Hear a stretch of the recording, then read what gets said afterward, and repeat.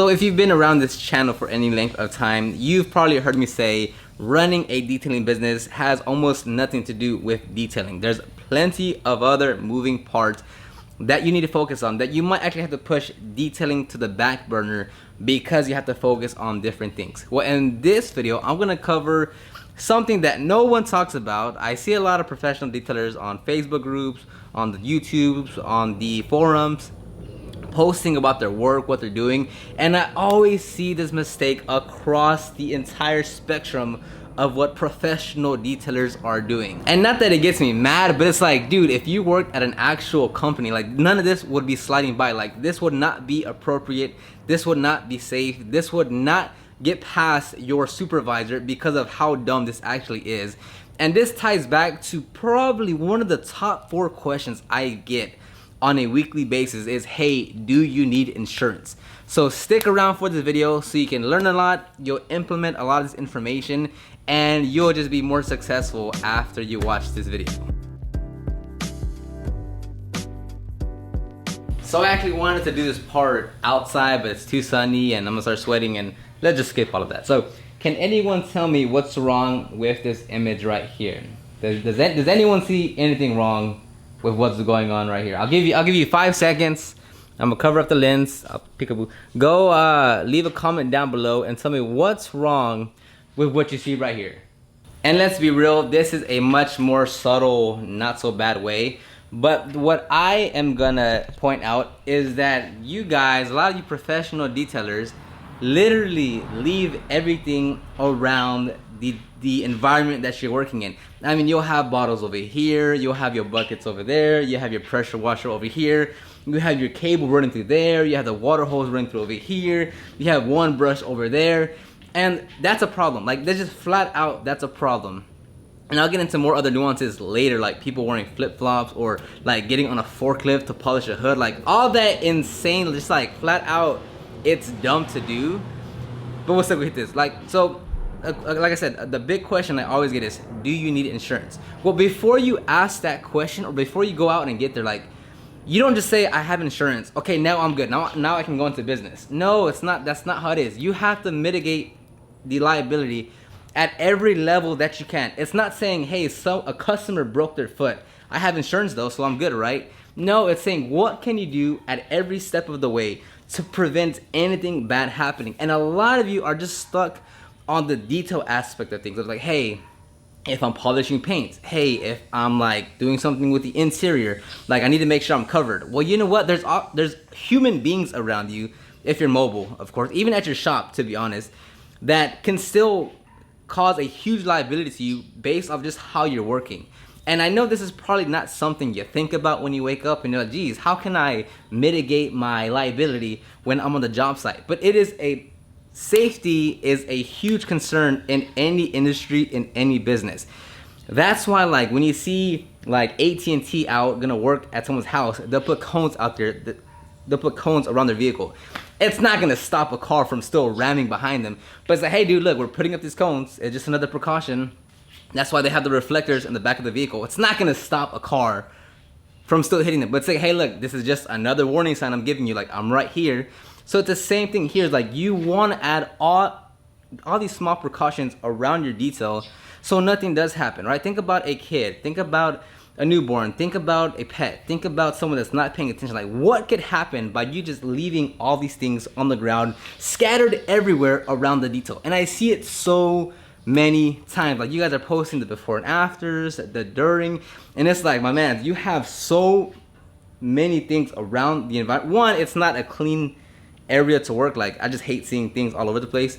But 2, what happens if someone's bringing in the groceries and they trip over something? What happens if a dog comes around and licks the chemical they're not supposed to be licking? What happens when there's a newborn coming out, or you know, like someone's holding a newborn, or a small child is coming out and you have a chemical open and it spills over? Like, it's just small little things that no one thinks about, but it's like, it's a big deal. If you go to literally any other company at any other industry, safety is a top priority at all levels.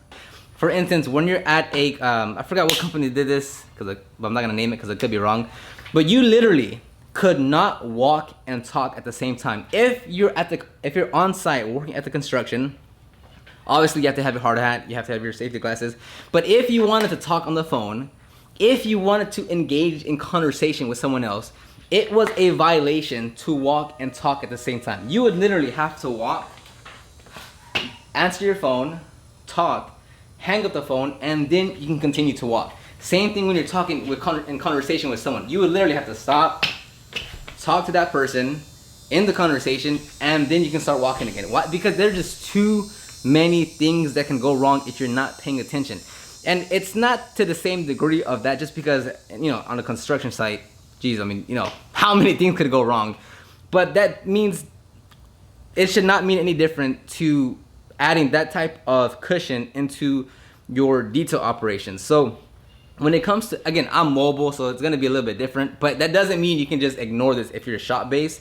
Is that when we're mobile and we're working, there's gonna be a headquarters for us. Meaning anytime we're not using something immediately, meaning like if I am going to wash a vehicle, but we have to clean the wheels and tires first, we're not gonna keep the wash bucket just out there in the open. We're gonna keep everything in the headquarters where we're keeping everything else, so everything is tight and neat, and things aren't just like moving around for no reason. So for instance, it would never be like this. We're never gonna have spray bottles. We're not gonna have a lone brush out there. We're never gonna have like a wash bucket just sitting there waiting to be used. If there's something that we're not immediately using right now, like in the next 30 seconds, it's gonna be gathered up. So it would actually look something like this. And again, this is a real subtle way that a lot of you guys literally have 5 different bottles, you know, laying across the floor there. So this is how it would actually be. Where if we're not immediately using it right now and we're not cleaning the tires, this is gonna move away. Or if we're done cleaning the tires,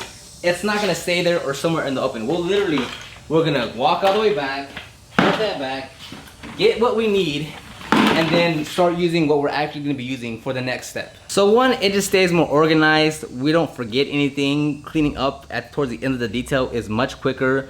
As we're detailing, we can keep our environment just much cleaner. We can put things back in the vehicle once we're done with it. But two, I'm not gonna give anyone the chance to get injured or to something to happen or to like spill something over just because I have things laying around because I think I could just leave everything around. And again, I mean, it can be as minute as like, hey look, you spill a chemical that you already had a little bit of and now it's done, and then now you ran out of that chemical. Or it can be, again, like I said, if someone's bringing in the groceries, they didn't see that polisher there, they step on it, they, you know, twist their ankle or sprain their ankle, they drop their bags, and then it's like, oh hey, my bad, you know, like that's not gonna happen. And it's one of those things of like, oh well, that's not gonna happen to me, Oscar, like I'm always like that's the point of being prepared and being proactive in everything that you do. It's like, so you know, even if it may never happen and you never did anything about it, like to prevent it, like you just don't want to put the odds against you on this one. Like it's always being proactive and saying, how can I make this safer, you know? And you will, like, if for us, we do lose a little bit of efficiency because instead of like just leaving a bottle there or whatever it may be, like we will go all the way back, put it in our little headquarters, and then come back, because I would rather take a little longer and not have things laying around as opposed to like us forgetting something or spilling something or someone knocking it over or a dog or a cat or whatever, you know, whatever reason it may be. I'd rather take a little longer.